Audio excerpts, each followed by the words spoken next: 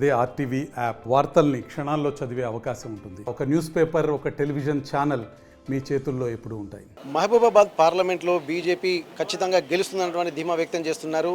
ప్రస్తుతానికి బీజేపీ అభ్యర్థిగా ఉన్నటువంటి సీతారాం నాయక్ గారు గతంలో బీఆర్ఎస్ పార్టీ నుండి ఎంపీగా పనిచేసినటువంటి తను ఈసారి బీజేపీ నుండి తన అదృష్టాన్ని పరీక్షించుకోబోతున్నారు. ప్రస్తుతం సీతారాం నాయక్ గారు మనతో ఉన్నారు. సార్ చెప్పండి సార్, ఇప్పటి వరకు గతానికి ఇప్పటికి ఉన్నటువంటి పరిస్థితి, మీరు బీఆర్ఎస్ నుండి కూడా ఇదివరకు ఎంపీగా గెలిచారు, మళ్ళీ ఇప్పుడు బీజేపీ పార్టీ నుంచి గెలుస్తున్నారు. మీరు పార్టీ ఎందుకు దీనిలోకి వచ్చినట్టు, అసలు దీని నుంచి గెలుపు అవకాశాలు ఎలా ఉన్నాయి మీకు? ఇప్పుడు బహుశా నన్ను ఎవరు క్వశ్చన్లు అడగాలనుకున్నాను నేను, ఎందుకంటే బీఆర్ఎస్ నుంచి ఎందుకు వచ్చినాను, బీఆర్ఎస్ ఎంత ద్రోహం చేసింది, బీఆర్ఎస్ నన్ను ఎక్కడ ఉంచింది, నాకు ఏం స్థానం ఇచ్చింది, ఓ మేధావిని, ఓ ఉద్యమకారుణ్ణి, ఒక సామాజికవేత్త, నేను ఒక 12 అవార్డులు ఉన్నటువంటి వాళ్ళను నాకు ఏం గౌరవించిందో మీకు తెలుసు కదా. నాకు ఎక్కడ ఆయన దగ్గర రూపాయి తిన్నవాడిని కాదు, నాకు ఎక్కడ ఏమీ లేదు. నన్ను వాళ్ళు వాడుకోలే, నన్ను వాడుకోవడానికి జాతీయ పార్టీ ముందుకు వచ్చింది నాకున్న సత్తాను చూసి. కనుకనే మోడీ గారు ఇవాళ ఈ దేశాన్ని ఏ విధమైనటువంటి మార్గదర్శనం చేస్తున్నారో దానికి ఆకట్టుకొని నేను మోడీ గారికి భారతీయ జనతా పార్టీలోకి పనిచేసాను. నాది ఒకటేనండి, నేను గత 5 సంవత్సరాలు నాకు ఉండేటువంటి చరిత్ర కావచ్చు, నాకు ఉండేటువంటి పనితరం కావచ్చు, నేను ఒక 15 ఇస్తున్నా మీకు వర్క్. ఆ 15 వర్క్స్ నన్ను గెలిపిస్తాయి. ఇంకా 15 వర్క్ పెండింగ్లో ఉన్నాయి. కేసీఆర్ తప్పు చేసినాడు నన్ను తీసేసి. ఒక గిరిజన బిడ్డని రాష్ట్రంలో మొదటి PhD తీసుకొని 12 అవార్డులు ఉన్నాయి. నా పేరే ఉద్యమ యోధుల జమానాదారు. ఎందుకు నన్ను పక్కకు పెట్టి నాకు తెలియదు. కనుక దయచేసి నేనేదో పార్టీ వదిలిపెట్టిపోలే, పార్టీ వదిలిపెట్టే వాళ్ళని చూస్తున్నాం. ఇప్పుడు అనేక లాభాలు పొంది ఆయనను కాదని ఉమ్మేసిపోతున్నారు, కానీ నేను అట్లా పోలే. రెండోసారి తెలంగాణ ద్రోహి కవిత కుటుంబం అంతే కదా. ఆ రోజున జగన్ రావడానికి మీరు కారణమైనట్టే తెలంగాణ ద్రోహులే అంటారు కదా. అటువంటి కుటుంబంలో నుంచి నువ్వు టికెట్ ఇచ్చి నన్ను దూరం పెట్టామంటే నేను పోయినట్ట, నన్ను ఆయన మోసం చేసినట్ట. అందుకోసం నేను అందుకొరకు ఆ టాపిక్ తీస్తలేను. ఆ పాపం వాళ్ళదే. ఆయనకి ఏమైనా ఆత్మ మనిషిగా అనుకుంటే ఆయనే ఆలోచించాను, నాకేం సంబంధం లేదు. దాని మీద నేను దూషించలే. నేను చేసినటువంటి పని, నేను ఒక తెల్ల పేపర్ సార్. నాకు ఓటేస్తే రామునికి ఓటేసినట్టు, రాముని బాణం ఏ విధంగా పోయి పని చేసుకొస్తుందో ఆ చేసుకొచ్చే సత్తా నా దగ్గర ఉంది. దానికి కారణం ఏంటైతే నేను ప్రాంతీయ పార్టీలో ఉండి నేను 15 వర్క్స్ చేసినటువంటి వాడిని. కేంద్రం నుంచి వచ్చిన వర్కులు, తెలంగాణ కాదు అవి, రాష్ట్రం నుంచి కాదు. ఇక్కడ గిరిజనులకు ఏం చేసినావు మీకు తెలుసు. 6 నుంచి 10% రిజర్వేషన్ సాధించిన, తండాల గ్రామ పంచాయతీ తీసుకొచ్చిన, పోడు భూములను పంచడానికి తయారు చేసిన, ఇన్ని రకాలుగా చేసిన నన్ను ఎందుకో పార్టీ గుర్తించలేదు కదా. నన్ను ఇలా జాతీయ పార్టీ కిషన్ రెడ్డి గారు గుర్తించారు. వారు మోడీ గారిని అడిగి నన్ను వచ్చి స్వయంగా తీసుకుపోయి ఇచ్చిండ్రు. ఇప్పటికీ అక్కడ ప్రజల్లో మమ్మల్ని 2-3 నిలబెట్టండి, ప్రజలను చెప్పమనండి, మీరు వాయిస్ తీసుకోండి.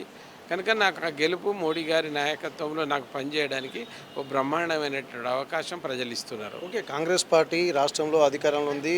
తాము 5 గ్యారెంటీలే తమను గెలిపిస్తారనేటువంటి ధీమా వారిలో ఉంది. ఇప్పుడు మోడీ ప్రభంజనము తెలంగాణలో ఇంకా కొనసాగేటువంటి పరిస్థితులు, ఇప్పుడు ఉన్నటువంటి పరిస్థితులు ఉన్నాయంటారా?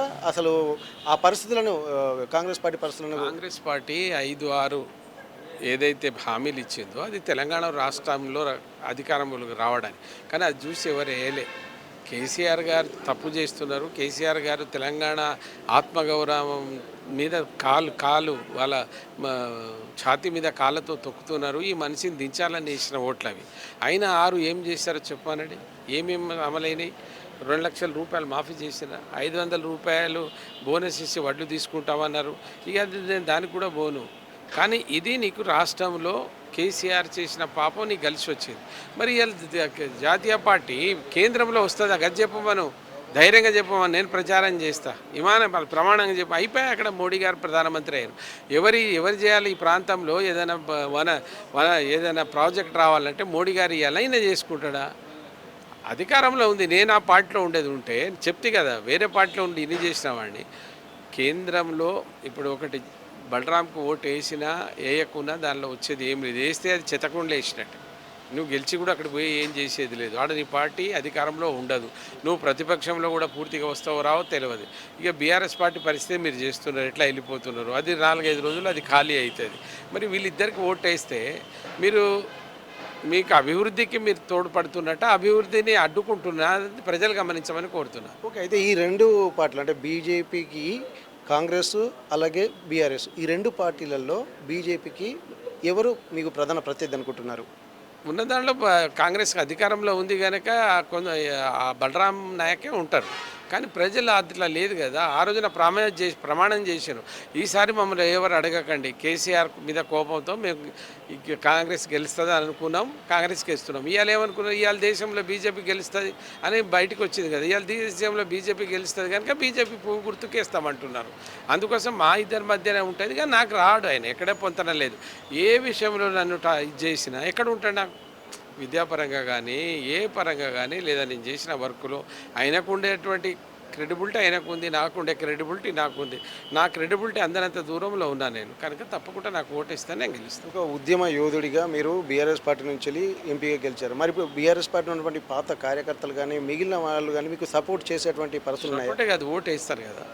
నాకెందుకు, నేను ఉద్యమకారుడు. నేను బీఆర్ఎస్ని మోసం చేసి వేరే వాళ్ళు తన్ని వచ్చినట్టు వస్తే, అరే నీ అమ్మ మేము టీఆర్ఎస్ తెలంగాణ తెచ్చిన వాళ్ళని ఓటేయరు. నాకు మోసం చేసిన కనుక వాళ్ళే ముందే ఓటేయడానికి వస్తున్నారు.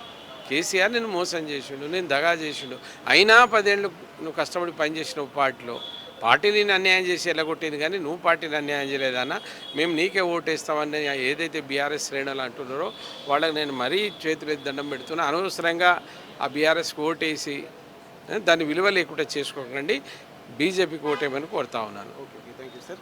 అయితే ఇప్పటికే బీజేపీకి జాతీయ స్థాయిలో ఉన్నటువంటి గుర్తింపు వల్ల తమకు ఎట్టి పరిస్థితుల్లో గెలుపు తథ్యమంటున్నారు. బీఆర్ఎస్ పార్టీలో పనిచేసినటువంటి తనను అనవసరంగా మోసపూరితంగా కుట్రపూరితంగా తనను పార్టీ నుంచి తప్పించడాన్ని కూడా తప్పుపడుతున్నారు. ఎందుకంటే ఉద్యమకారుడిగా ఎంతో ప్రస్థానం ఉన్నటువంటి తనను బీఆర్ఎస్ పార్టీ మొదట గుర్తించిన తర్వాత కూడా తనను పక్కన పెట్టడము, అలాగే తన టాలెంట్ని బీజేపీ గుర్తించి ఒక అవకాశాన్ని ఇవ్వడము, దాన్ని ఖచ్చితంగా సద్వినియోగం చేసుకుని రాష్ట్ర అభివృద్ధిలో ఖచ్చితంగా పార్టిసిపేట్ చేస్తానన్నటువంటి ఒక ధీమా వ్యక్తం చేస్తున్నారు.